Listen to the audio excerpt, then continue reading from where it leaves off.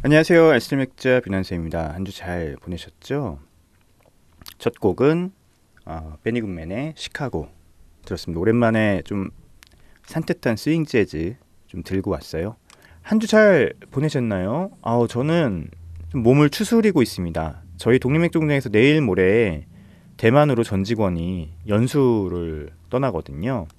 그런데 저번 주에 좀 심하게 달렸더니 몸이 축났어요. 몸이 축나더라고요. 웬만하면 이렇게 축 안 나는데 저번 주 목요일하고 금요일 이틀 연속을 좀 빡세게 술을 먹었습니다. 도저히 빠질 수 없는 모임이 좀 있어서 그래서 토요일부터 쉬다가 일요일 날 푹 쉬었는데 느낌이 이제 좀 이상해서 대만을 가야 되기 때문에 몸 관리를 해야 되거든요.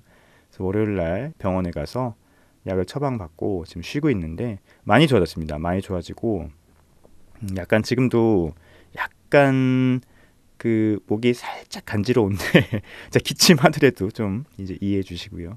두 번째 노래 듣고 와서 바로 이어가도록 하죠. 두 번째 노래는 안예은의 죽음에 관한 4분 15초의 이야기. 안예은의 죽음에 관한 4분 15초의 이야기 듣고 왔습니다. 자, 맥주 뉴스 재밌는 뉴스가 있어서 좀 가져왔습니다. 연합뉴스고요. 2월 14일 기사인데요. 와글 와플 브리셀이라는 제목이네요. 세계 유일 자연 발효 람빅 맥주 지구 온난화에 귀해진다라고 하는 직접 취재 기사여서 소개해 드리는 거예요. 정빈나 기자네요. 아유 부럽네요. 벨기에 특파원. 자, 벨기에에서만 생산하는 전통 맥주 희소성의 5배 뜨는 가격에도 불티. 120년 국건 양조장 연중 생산일 7개월에서 4개월로 단축. 기후변화 피부로 느껴. 깐띠용 얘기예요. 브뤼셀에 있는 유일한 가장 오래된 람빅 양조장이죠. 깐띠용. 저희 7월 달에 해외 투어 가는데 깐띠용 방문할 예정입니다. 자, 뭐 기사를 다 읽어드릴 필요는 없을 것 같고요. 이제 깐띠용에 대한 소개를 쭉 하고 있고 직접 갔기 때문에 영상도 찍어서 올렸습니다. 이 기사 한번 기회 되면 꼭 한번 봐보시기 바래요.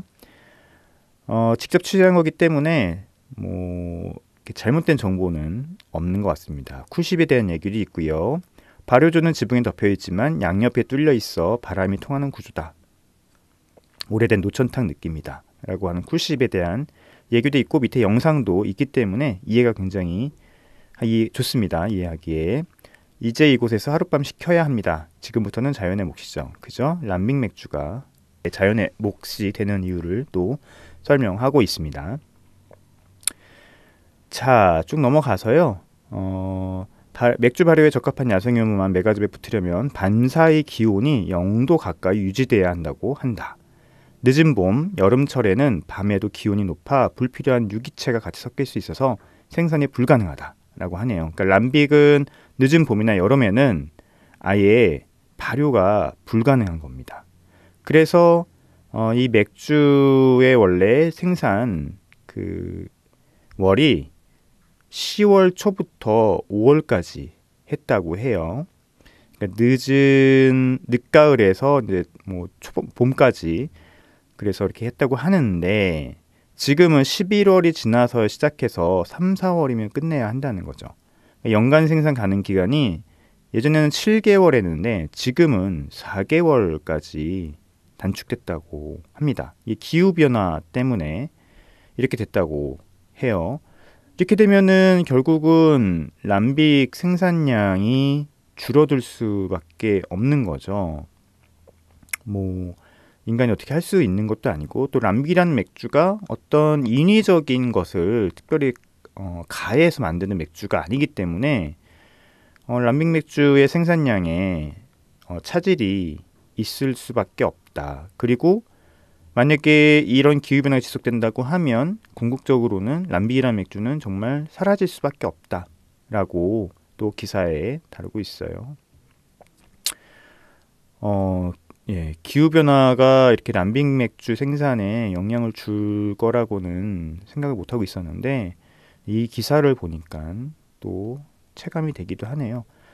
빨리 빨리 깐띠용에 가서 맥주를 마셔봐야겠다라는 생각이 듭니다. 자, 세 번째 노래 듣고 와서 저희 맥주에 대한 모든 것 이야기를 해보도록 하죠. 자, 세 번째 노래는 좀 재밌는 노래 갖고 왔어요. 그 슬램덩크 아시죠? 네, 슬램덩크 노래를 듣고 싶으나 저희 일본어 노래가 불가능합니다, 방송에서. 그래서 노래가 없는 음악 갖고 왔습니다. 슬래시 스네이크 10feet. 맥주에 대한 모든 것 한번 계속 진행을 해볼까요? 저번 시간까지 제가 아로마를 말씀드렸어요. 아로마를 말씀드렸고, 오늘 얘기할 첫 번째 A의 키워드는 아트워크입니다. 아트워크. 자, 읽어볼까요? 라벨과 캔 아트워크는 오랫동안 크래프트 맥주 씬의 중요한 부분이 되어왔다.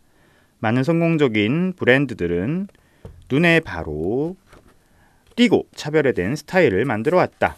멋진 디자인이라는 것이 맥주 양조의 본질에서 벗어난다고 생각하는 몇몇 맥주 전통주의자들에게 이런 아트워크는 큰 분노의 대상이었다. 좀 과장이긴 하죠. 그런데 전통 맥주 브랜드들은 아트워크 자체에 크게 관심을 두지 않은 건 사실입니다.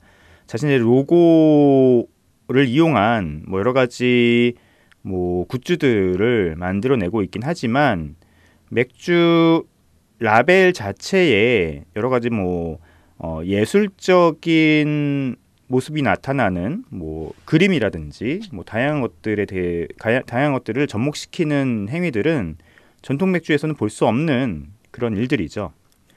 크래프트 문화 주창자들은 아트워크가 쓸모없는 캔을 합법적인 예술의 경지로 끌어올렸다고 반박하며, 만약 이런 것들이 필요 없다고 생각한다면 맥주는 단지 그것을 담는 종이봉투 정도의 맛을 낼 뿐이라고 이야기한다. 굉장히 이게 영어로 하면 굉장히 조금 블랙 코미디의 어떤 그 느낌이 있는 문구인데, 이제 요거를 한글로 번역하니까 조금 어색한 유머로 좀 보이긴 해요. 그쵸? 하지만 어떤 의미인지 전달은 됩니다. 그러니까 캔이라고 하는 것을 캔에 어떤 아트워크를 덧붙이면서 이게 하나 예술이 되었다고 하는 거죠. 그리고 이것들을 크래프트 맥주 하는 분들이 크래프트 씬에서 했다고 이렇게 얘기를 하고 있는 거고요. 아트워크를 거부하는 명령불복종자들이요. 당신들은 예술과 맥주가 오래된 친구임을 명심해야 한다. 앤디 워홀과 그의 팝아트 동료들이 영감의 재료로서 상업 디자인을 이용하기로 한 시기보다 훨씬 전부터 이미 바스에일의 아이코닉한 빨간 삼각형은 영국 최초의 상표로 등록되었다. 이때가 1876년이었는데 심지어 6년 후 에드와르 마네가 그린 베르제르의 술집에서 바스에일이 등장한다. 이 빨간색 삼각형은 사실 할 얘기가 많죠. 예, 이 영국 최초의 디자인 상표가 바로 이 바스에일의 빨간색 삼각형이었어요.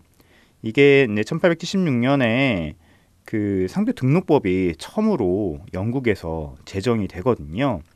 이때 이 빨간색 삼각형을 트레이드마크로 등록시키기 위해서 바스에일 담당자가 그 특허청 앞에서 밤을 새웠다는 이야기가 전설처럼 내려옵니다. 제가 이거 관련해서 디자인이란 잡지에 글을 기고한 적이 있는데요.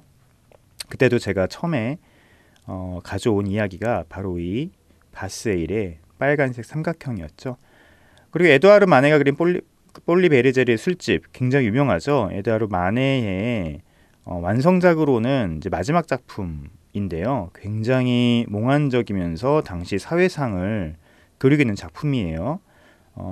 폴리 베르제르라고 하는 바에 있는 여성이 주인공인데, 그 여성이 서 있는 그 앞에 다양한 술들이 놓여 있는데 그때 이 바스에일이 보입니다.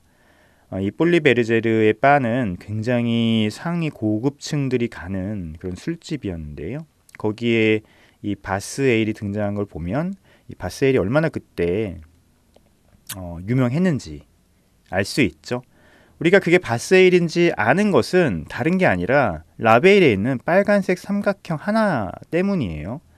이 바스에일이 또 등장하는 것은 또 대한민국 조선시대의 자료에도 남아있죠. 제가 예전에도 이제 방송을 통해서 몇 번 얘기를 해드렸는데 1871년에 신미양요가 일어났을 때 국내 그 강화도 하급관리 김진성 씨가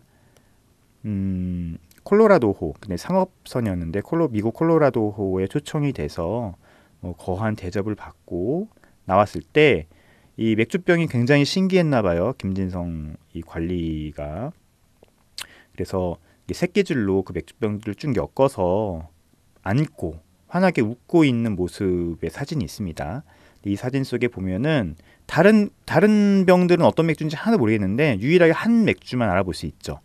바스에일입니다. 바로 이 빨간색 삼각형 때문에 그렇습니다.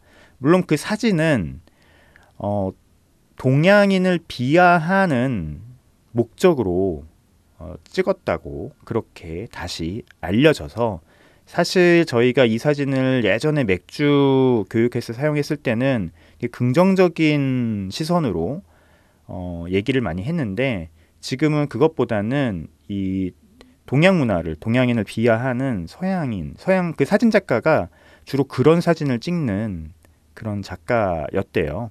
그래서 그 사진 또한 이 조선의 어떤 그런 그 하류 문화, 저급한 문화, 그러니까 그 미개척 문화, 뭐 이런 문화를 다루기 위해서 찍었다고 알려져 있습니다. 어떻게 보면 좀 슬픈 사진이죠.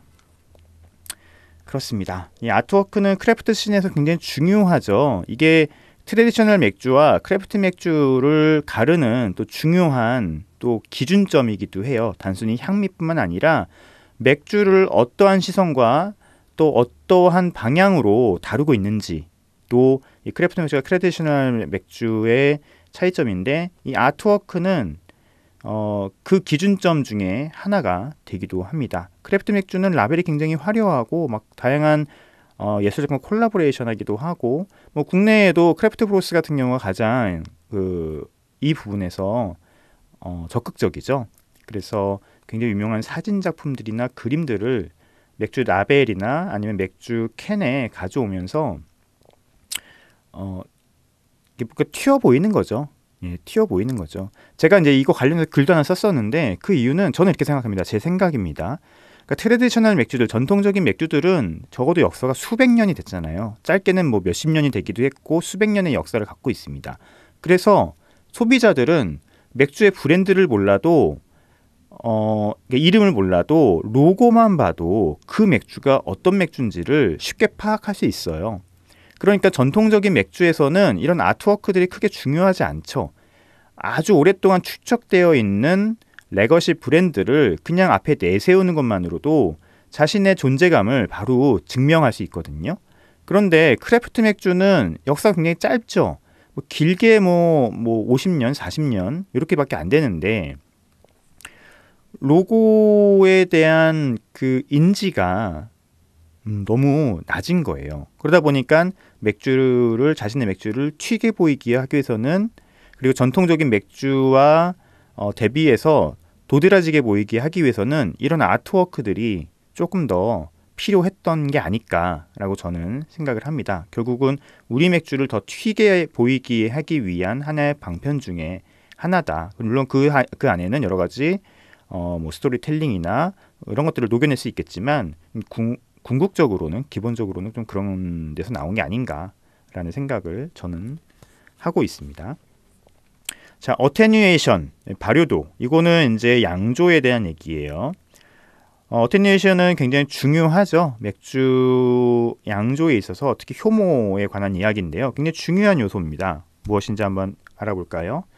효모가 발효하는 동안 알코올과 탄산 그리고 풍미 물질로 전환시키는 당의 정도를 퍼센트로 나타낸 값이다. 이게 뭐냐면 그 효모가 발효하면서 당을 먹잖아요. 그래서 맥집에 있는 당을 얼만큼 먹고 그것을 알코올과 탄산으로 전환시키는지 퍼센트를 그걸 퍼센트로 나타낸 거예요. 예를 들어서 저는 교육할 때 보통 이렇게 얘기를 하는데 맥집 속에 당이 10개가 있습니다. 그런데 어떤 효모가 이 당을 6개를 먹고 알코올과 탄산으로 만들었으면 이 발효도는 60%인 거예요. 그래서 모든 효모에는 이 정보가 다 담겨 있습니다.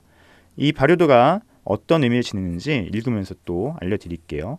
발효도는 효모의 종류, 발효 환경, 맥주의 비중에 따라 다르며 양조의 여러 부분을 계산해야 하는 브루어에게는 핵심적인 부분입니다. 굉장히 중요한 부분이에요. 왜냐하면 이 효모를 사용하기 전에 발효도를 보고선 우리가 양조사가 여러 가지 것들을 예상할 수 있어요. 예를 들어서 알코올 몇 도가 이제 만들어지는지도 예상할 수 있고, 또 하나는 남아있는 당이 얼마나 되는지를 또 예상할 수도 있습니다. 그래서 맥주 스타일에 따라서 혹은 만들려고 하는 맥주의 종류에 따라서 사용되는 효모의 성질을 우리가 미리 알 수 있는 거죠. 예를 들어서 내가 어떤 바디감이 굉장히 높은 맥주를 만들고 싶어요. 그러면 발효도가 낮은 맥주를 선택을 해야겠죠. 만약에 바디감이 있고 그리고 알코올 도수가 높은 맥주를 만들고 싶으면 아마 맥집의 양을 늘려야 될 거예요. 뭐 그런 식의 이제 계산을 하게 되는 거고요. 내가 굉장히 드라이한 맥주를 만들고 싶어. 그러면은 이 맥집에 있는 당을 많이 먹어야겠죠. 효모가 그런 효모를 써야 될 거예요. 양조사가 선택해야 될 거고, 그랬을 경우는 발효도가 높은 효모를 선택하게 됩니다. 대신에 발효도가 높아지는 대신에 알코올 도수도 같이 올라가겠죠. 그래서 이 발효도에 따라서 알코올 도수와 또 남아있는 당에 따른 바디감 이런 것들을 다 모두 고려를 해서 양조사들은 효모를 선택하게 됩니다. 예를 들어 많은 벨기에 맥주의 효모뿐만 아니라 웨스트코스트 IPA에 사용되는 효모들은 드라이한 캐릭터를 만들어내기 위해 높은 발효도를 갖고 있다. 당연하죠. 당을 많이 먹어야 되니까요. 그리고 그 반작용으로 알코올 도수도 역시 높아지겠죠. 반면 잉글리시 마일드 에일은 발효되지 않은 잔당과 다소 낮은 알코올이 필요하기 때문에 효모가 그렇게 높은 발효도를 가질 필요가 없다. 그렇죠. 그래서 이런 맥주 스타일의 특징에 따라서 효모들도 정해지게 돼 있어요. 브루어는 특정 맥주 효모의 발효도를 파악한 후 발효가 성공적으로 이루어졌는지 확인하기 위해 비중계를 이용할 수 있다. 맥주 효모들의 전형적인 발효도는 65에서 85%다. 이렇게 되어 있는데 65와 85는 굉장히 큰 차이가 있습니다. 예를 들어서 NEIPA 같이 NEI 같이 이제 바디감이 중요한 그런 맥주 같은 경우는 발효도가 이렇게 높지가 않아요. 한 65에서 70 정도의 발효도를 갖고 있는 효모를 사용을 하는데요. 그러다 보면은 알코올 도수를 많이 만들 수가 없잖아요. 그래서 이때는 이제 뭐 더블 매싱을 한다거나 아니면은 그 맥즙의 비중을 굉장히 높게 잡는 그런 이제 계산들을 하게 되죠. 그래서 NEIP가 만들기가 쉽지가 않아요. 손도 많이 가고. 근데 만약에 내가 바디감은 좀 낮은데 알코올 도수를 좀 높게 만든 그런 맥주를 만들고 싶어. 그러면 발효도를 높은 효모를 쓰게 되죠. 그렇습니다. 근데 이 발효도가 평균적인 거지 양조 환경에 따라서 또 다 정확하지는 않아요. 왔다 갔다 합니다. 그래서 그럴 때는 역시 좋은 장비가 필요한 거죠. 발효도에 대해서 이해가 좀 하셨나요? 자, 오톨라이시스. 또 어려운 단어 나왔네요. 이거는 역시 효모와 또 양조에 관한 얘기인데요.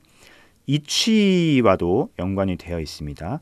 오톨라이시스 같은 경우는 한국말로 효모 자가 분해라고 우리가 번역을 합니다.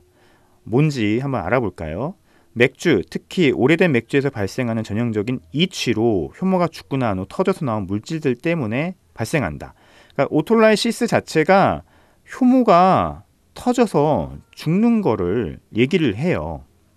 효모가 죽은 후 세포벽이 터지는 것을 효모 자가분해라고 하며, 그쵸? 짭조름한 간장 또는 탄 고무의 풍미와 향을 만든다. 하지만 적은 양이라면 짙은색 맥주나 올드비어 같은 숙성에 필요한 맥주에서 깊은 풍미를 더해주기도 한다. 몇몇 샴페인에서 토스트 같은 느낌이 나는 것도 똑같은 과정 때문이다. 효모 자가분해는 발효하는 동안 효모에서 가해지는 과한 스트레스로 인해 발생한다. 예를 들어 급격한 온도 변화, 스트레스를 받고 행복하지 않은 효모들은 보통 효모 자가분해가 되는 경향이 강하다. 단순히 발효가 끝난 맥주에 죽은 효모를 오래 남겨두었을 때도 효모 자가분해가 일어난다. 그쵸? 이 효모 자가분해는 효모가 스트레스를 받거나 어떤 외부 환경 때문에 터져 죽는 거를 얘기를 해요. 일반적으로는 발효가 끝나고 이제 효모가 당을 다 먹은 후에는 밑에 가라앉아서 잠을 자고 있죠. 그런데 뭐 여러 가지 환경 때문에 효모 자가분해가 일어나는데요. 여기 얘기한 것처럼 너무 효모가 급격하게 발효했을 때, 뭐 여러 가지 원인이 있겠죠. 뭐 발효 온도가 높다든지 아니면 너무 많은 효모가 투입이 됐다든지 뭐 이러는 것 때문에 너무 급격한 발효가 일어나게 되면 이 보통 발효라면 열이 발생을 하거든요. 이 열 때문에 스트레스를 받아서 효모들이 터집니다. 그래서 맥주에 안 좋은 향을 만들어내곤 해요. 이 효모 자가분해에서 나오는 이치는 굉장히 다양한 것들이 있는데 정말 극단적으로 가면은 그 이제 썩은 걸레 향 이런 것도 나고요. 왁시한 향도 여기서 그 유래되는 경우들이 있습니다. 이 효모들이 단백질이기 때문에 여기서 뭔가 터져서 나오는 향들이 여기서 나온 것처럼 간장향 혹은 탄고메 풍미라고 여기 표현했는데 약간 그 아미노산의 향이에요. 그러니까 이게 여기서 썩은 향이 날 수도 있고 혹은 이게 정말 긍정적으로 발현이 됐을 때는 약간 감칠맛 같은 것도 더해주기도 합니다. 여기서 또 있죠. 여기 예를 들어서 효모가 발효가 끝난 다음에는 바로 이제 뭐 이 맥주죠. 예, 맥주를 다른 통으로 옮겨주거나 바로 효모를 회수를 하거나 혹은 캐깅을 통해서 이제 맥주를 회수를 해야 되는데 하지 않고 그냥 가만히 두면 이 효모들이 또 서로의 중력에 의해서 또 터져 죽기도 해요. 그랬을 경우에는 완성돼서 좋은 맥주에 오히려 안 좋은 향을 부과할 수도 있는 거죠. 그래서 효모 자가분해는 정말 여기에서 얘기한 것처럼 뭐 다크비어나 아니면 숙성 맥주에 정말 일부 긍정적인 향을 줄 수도 있지만 이건 굉장히 특정한 경우고요. 대부분 이취를 만들어 냅니다. 이취를 만들어내고요. 보통 우리가 하수구 향이라고 하는 이취가 있어요. 멀캡탄이라고 하는데요. 이거 정말 이 향 맡으신 분들은 저는 이제 어떤 향이 연상이 됐냐면 이제 군대 가면은 요즘은 안 그렇겠죠? 군대 가면은 대걸레 쓰고 보통 햇빛에 말려야 되는데 그냥 그늘에 두는 경우들이 있어요. 완벽하게 물을 안 짜내고 그럼 거기서 그 약간 그 퀴퀴한 썩은 향이 납니다. 그런 향 혹은 그 하수구 그 썩은 하수구에서 나는 향이 있어요. 이게 멀캡탄 향인데 정말 효모 자가분해의 극단적인 향이 바로 이 멀캡탄이에요. 그리고 아까 얘기했지만 왁시 같은 그 우리가 이제 고트 향이라고도 부르는데요. 이것도 역시 효모 자가분해가 할 수 있고요. 약간 이 단백질이 썩은 향이 났었을 경우에 이 효모 자가분해를 우리가 의심할 수 있죠. 효모 자가분해는 이치와 관련된 용어였습니다. 이렇게 어려운 용어는 아니죠. 자, 이렇게 A가 끝났네요. A가 드디어 몇 주 만에 끝났습니다. B로 넘어갈 텐데요. B의 첫 번째 키워드는 박테리아네요. 박테리아. 야, 박테리아. 얘기하면 또 한도 끝도 없는 얘기인데 좀 계속 그 과학에 대한 용어가 나오고 있어요. 하지만 알아두면 피가 되고 살이 되는 그런 정보들입니다. 의도적이든 아니면 부주의에 의한 것이든 발효 중에 박테리아가 존재한다는 것은 극적인 효과를 만들 수 있다는 의미다. 예, 뭐 대부분은 극적인 효과가 아니고 부정적인 효과죠. 효모처럼 이 벌레들도 벌레라고 표현했습니다. 실제 벌레는 아닙니다. 벌레들도 맥즙 속의 당을 사랑한다. 그러나 이것들이 주로 만드는 것은 알코올이 아닌 산이다. 산의 종류는 박테리아에 따라 다르다. 이렇게 주석을 달고 있고요. 대부분 양조 전통과 맥주 스타일에서 박테리아 오염에 의한 신맛은 주로 결점으로 여겨진다. 예, 부정적인 겁니다. 예, 의도하지 않은 이 박테리아 오염으로 나오는 향미는 안 좋은 거예요. 그러나 어떤 스타일에서는 신맛이 맥주의 특성을 결정짓는 역할을 하기도 한다. 그렇죠. 특정한 스타일이죠. 의도적으로 사용됐을 경우 이게 굉장히 중요한 거죠. 양조사가 이 박테리아를 의도적으로 사용했을 경우 박테리아는 주어진 환경을 통해서 맥주를 오염시키는 것이 허락된다. 박테리아는 끈질긴 생명력을 갖고 있기 때문에 원치 않는 오염을 피하기 위해서는 철저한 청결 프로그램이 필수적이다. 브루어가 의도적으로 사워 맥주를 만들고 난 다음 기존 맥주 효모만으로 발효 과정이 진행될 수 있는 환경으로 되돌리려면 특별한 관리가 행해져야 된다. 펍과 바도 마찬가지인데 탭과 라인을 제때 청소하지 않거나 교체하지 않으면 박테리아가 생길 수 있다. 그죠? 자, 박테리아와 효모는 완전 다른 놈입니다. 제가 이제 비어 도슨트 교육할 때 이걸 철저히 구분시키는 교육을 먼저 하는데 이걸 헷갈리면 진짜 곤란해요. 박테리아와 효모는 완전 다른 놈, 이스트는 다른 놈이에요. 박테리아는 그 원핵 생물이죠. 단세포 생물이고요. 분열을 통해서 번식을 하는 그런 그 생물이에요. 그런데 이스트는 다르죠. 이스트는 진핵 생물입니다. 진핵 생물은 체세포 분열을 통해서 번식을 하는 것을 얘기를 해요. 진핵 생물은 우리 인간도 마찬가지고요. 식물, 대부분의 동물, 뭐 아메바 이런 것도 곰팡이 또 뭐 있죠? 뭐 버섯, 균사체 같은 경우도 다 진핵 생물이고요. 굉장히 특이한 놈이에요. 그래서 이스트는 진핵 생물 중에서 그냥 이스트군이에요. 진균류거든요. 그래서 원래는 궁극적으로 쫙 따라가다 보면 인간과 별로 다를 점이 없는 놈이 바로 효모입니다. 내장도 갖고 있고요. 세포벽도 갖고 있고요. 그리고 번식을 할 때 우리 인간처럼 똑같이 체세포 분열을 통해서 번식을 한 게 이 효모예요. 박테리아는 완전 다른 놈이에요. 박테리아는 그 단세포 동물이고요. 그냥 단순 분열을 합니다. 단순 핵 분열을 통해서 번식을 하는 놈이기 때문에 박테리아와 효모는 완전 다른 놈이죠. 근데 이 박테리아 같은 경우는 정말 어느 곳에 있어요. 어느 곳에든 있기 때문에 맥주 만들 때 의도하지 않는 것이라고 하면 정말 조심해야 되는 거고요. 만약에 환경만 제대로 주어진다면 이 박테리아는 정말 뭐 진짜 몇십 분 안에 전 세계로 뒤덮을 수 있을 정도의 번식력을 갖고 있습니다. 우리 장에도 있잖아요. 그죠? 대장균, 유산균이 바로 이 젖산균이거든요. 특히 맥주에 있어서 가장 그 이제 친숙한 박테리아가 두 가지 정도가 있죠. 락토바실러스라는 젖산균과 그리고 페디오코커스라고 하는 균이 있습니다. 락토바실러스는 젖산균은 뭐 다들 아시겠지만 람빅이나 플란드스 레데이 같이 이 신맛을 내는 어떤 경우에 맥주에 관여되어 왔고요. 물론 대부분의 맥주에서는 다 배척돼야 될 놈입니다. 절대 관여하면 안 되겠지만 특정한 스타일에 있어서는 이 락토바실러스는 아주 적극적으로 사용이 되고 있고요. 그리고 사워에일 같은 경우도 요즘은 많이 이 락토바실러스를 사용하고 있죠. 이 락토바실러스를 사용했을 경우에는 철저한 그 이제 CIP가 필요합니다. 물론 사워 에일만 만드는 곳에서는 뭐 약간 안 그럴 수도 있겠지만요. 하지만 페디오코커스는 좀 얘기가 좀 달라요. 페디오코커스 같은 경우는 락토바실러스랑 모양이 좀 다른 균이에요. 이제 코커스, 바실러스 요게 이제 뭐 구형이나 난형이나 이렇게 따라서 이제 붙여진 이름이거든요. 근데 페디오코커스 같은 경우는 이제 간장 같은 데서 주로 사용되는 그런 박테리아입니다. 맥주에는 사용되면 안 돼요. 대부분의 경우에서 99%의 경우에서 이 페디오코커스가 감염됐을 경우에는 어떤 이치가 발생을 하느냐, 나이어세틸이라고 하는 버터향과 신맛이 같이 있습니다. 돌아버리죠. 아주 최악의 두 개가 같이 있는 거예요. 또 페디오코커스는 정말 조심해야 되는 박테리아 중 하나고요.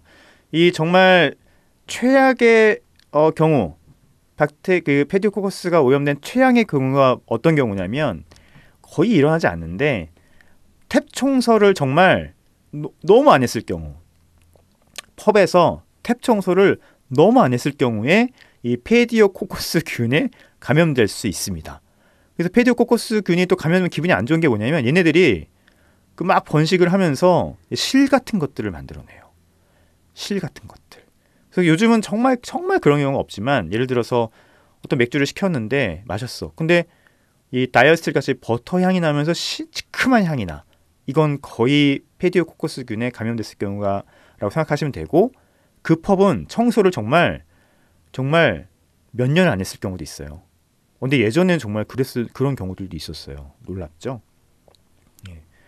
페디오코커스 이 박테리아, 보통 균이라고 불리우는 박테리아는 정말 조심해야 되고, 락토바실러스도 역시 특정한 양조의 경우를 제외하고는 별로 유쾌한 그런 녀석들은 아니죠.